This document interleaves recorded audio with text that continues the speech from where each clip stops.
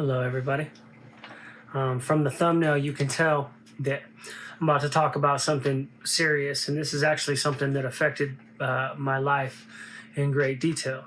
My father found himself in Pelican Bay Correctional Facility in Northern California, which anybody who knows anything about prisons knows that it's not the best place to be, even as far as the California criminal justice system is concerned, the correctional system. It's a rough prison. It's a very rough prison. Now they have the SHU program there, but they also have a general population. People who run around in an actual general population setting as well. So to understand the story, fully, it's best to understand who my father was. My father was more of a friend to me than he ever was a father. He did a lot of drugs, never kicked his drug habit. He died with his drug habit. He was in and out of prison numerous times. And I come to find out later, I didn't know what it was, but I come to find out later that him and all of his friends and everything, they were basically the lowest level foot soldier, whatever you want to call it, of the AB in Northern California, right? This was their trip. My mother told me this later. She said, yeah, all your uncles and all them fools, these are all just foot soldiers for the AB. Okay. So they were generally not the greatest influence on me in general. And then on top of that, most of them weren't like, they didn't have a lot of the things. I was more into like nicer things than they were. They were happy if they just had a truck, you know what I mean? A truck, they're getting high, doing their thing, ripping and running, having a good time. That's why I was attracted to more of the cholo situation, right? Because the cholos sold drugs and they had nice clothes and women and da-da-da-da-da. And these fools were on some wild shit. They would work. My father was a logger. He was a logger in the redwoods. He would climb the trees. And like if a tree, because, the redwoods, will get hit by lightning a lot, because they're so high. They're like a lightning rod. So they'll get hit a lot. And when everyone gets hit, like a branch will fall down. Well, now the branch won't come all the way down. It'll drop like 50 feet, 100 feet. And it'll be laying on some other branches, weighing them down. And eventually that can break and actually hurt somebody who's walking through the park. So that was my father's job, is anytime something got messed up, or if a redwood, if it started snapping or part of it was dying and falling down, if there was trees that could hurt people, my father would go in there. He would be the one who climbed the tree. And then his homeboy, Tommy, would stay on the ground. He was the spotter on the ground, and they worked as a team. This was his best friend, Tommy. Tommy also happened to be the chief of police in the city of Willits, California. This is in Mendocino County. So he was a law-abiding citizen. He was a normal law-abiding citizen. My father was a fuck-up. But for whatever reason, they were best friends. This was my dad's dude. So one day they're sitting around drinking, and Tommy gets to talking about things, because whenever you're drinking, you're about to talk about the problems that you have at work. Okay. So Tommy's talking about fire department stuff, and he says, man, we got this house over here. It's a fire hazard. We telling the dude it's in violation of all these codes, but he's arguing with us, and he's threatening legal action against the city. He's like, it's a huge mess. I don't know what to do about it. It's annoying already. And he says, I wish the place had just burned down, right? So they're hanging out, whatever. So to understand more about my dad's a fool. He really wasn't a super violent individual, but I'm going to tell you a story real quick. So whenever I was like maybe 8 or 9 years old one time, I was living with my father. We lived in an apartment. And across the street from the apartment building was the electrical company where all the transformers are. Whenever you drive by and there's all those transformers in a caged-in area, right? So we lived right across the street from it. So I'm sleeping one night, and my dad comes and wakes me up. He says, man, get up. I said, what's going on? So, and he's giggling. I can hear him giggling like a little kid. I said, what's going on? So we go into his bedroom. In his bedroom, you could see out the window, you could see all the transformers. He says, check this out. So he's got a wrist rocket, and he's taking steelies, and he's firing them across the street into the transformers, and whenever they hit a transformer, they spark. But because there's a bunch of transformers there, they go bing, bing, bing, bing, bing, bing, and it's just this crazy spark show, right? So we're sitting there for, an hour or something, and I'm doing it too, and we're both doing it. He's like, all right, you got to go to bed. You got to go to school in the morning. So I go to bed, crash out. Like a week later, the cops showed up at our door asking, particularly, they said that somebody had been shooting a BB gun. They thought that somebody had been shooting a BB gun into it and that it was coming from our apartment building. And he was like, yeah, man, I don't know what you're talking about. But that was kind of the end of that one. They never, that again. He never did that again. So that's just one, This sun is coming in hot and heavy.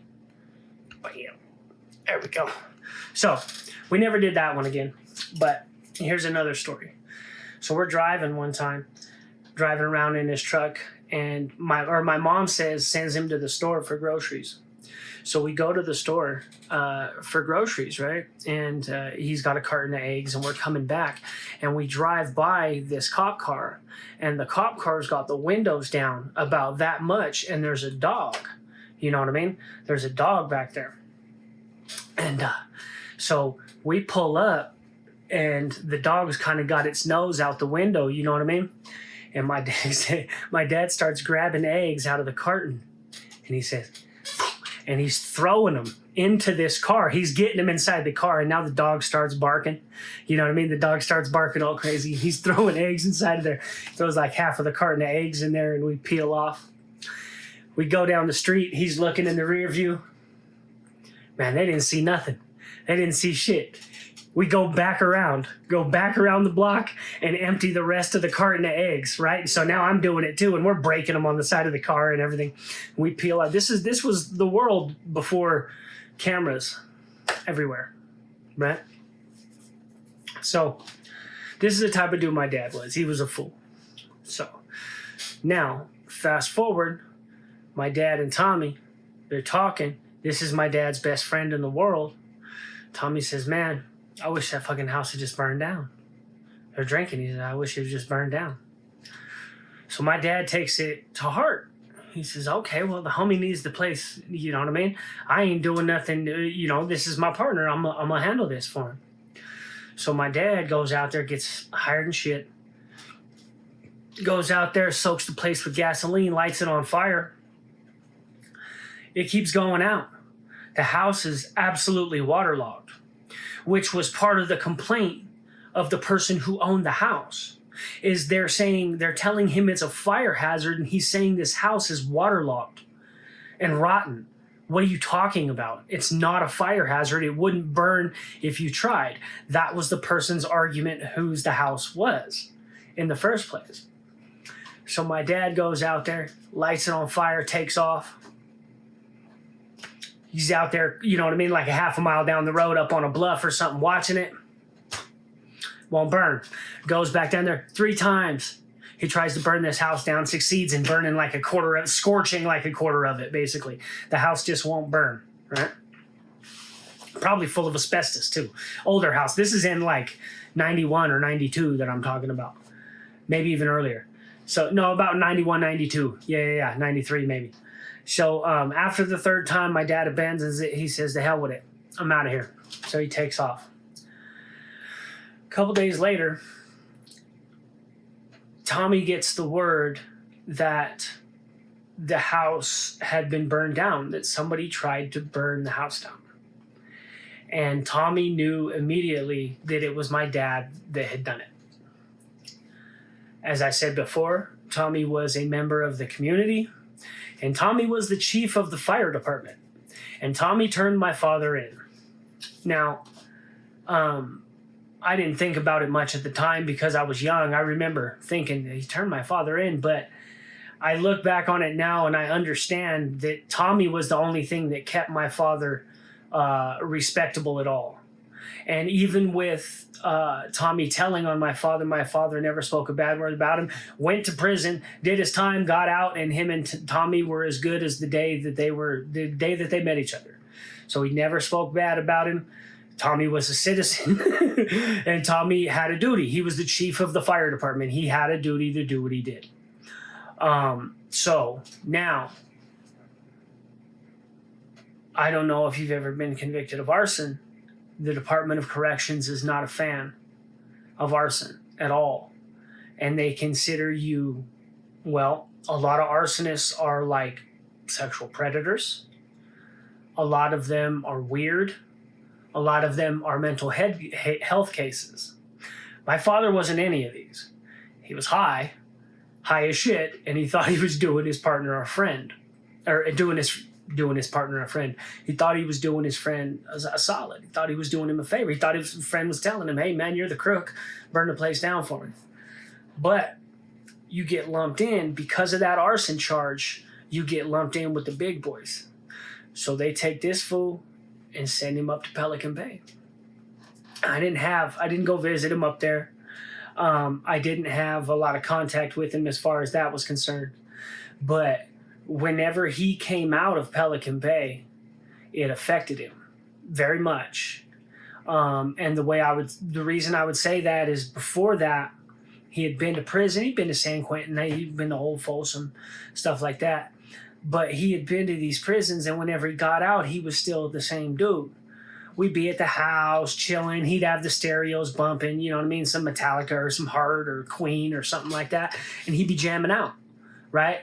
With some 412s or something, you know, those old house systems. And he'd be bumping, and we'd have the windows open, and we'd be jamming, and everything would be cool. And whenever he came back from Pelican Bay, it wasn't like that anymore. Everything had to be quiet. You know what I mean? He'd jam in his truck. He was still jamming his truck whenever he drove around in his truck. But anytime we were at the house, the house needed to be locked up. You know what I mean? He kept the music quiet. He still listened to music, but he would keep it quiet. He was just a different individual. He never really talked about it. He never talked about it much, what happened up there. I know he left everything in good standing. I know that. He was on the main line the entire time. He's always been on the main line and left everything in good standing. But he never really got into it.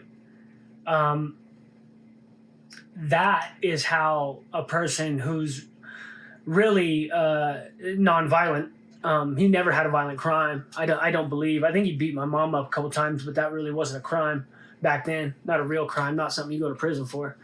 And he wasn't generally a violent individual. He beat my sister up several times.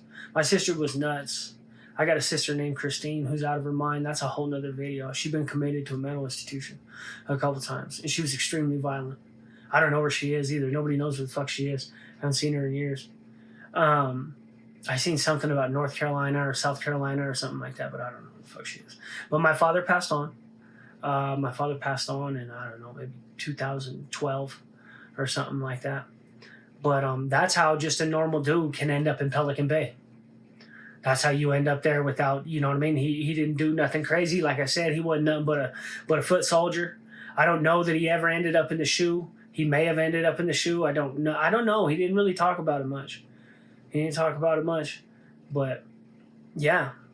That's how just a normal old wood or whatever is going to end up in Pelican Bay, man. And that's what I got. That's what I got about Pelican Bay. How my father ended up in Pelican Bay.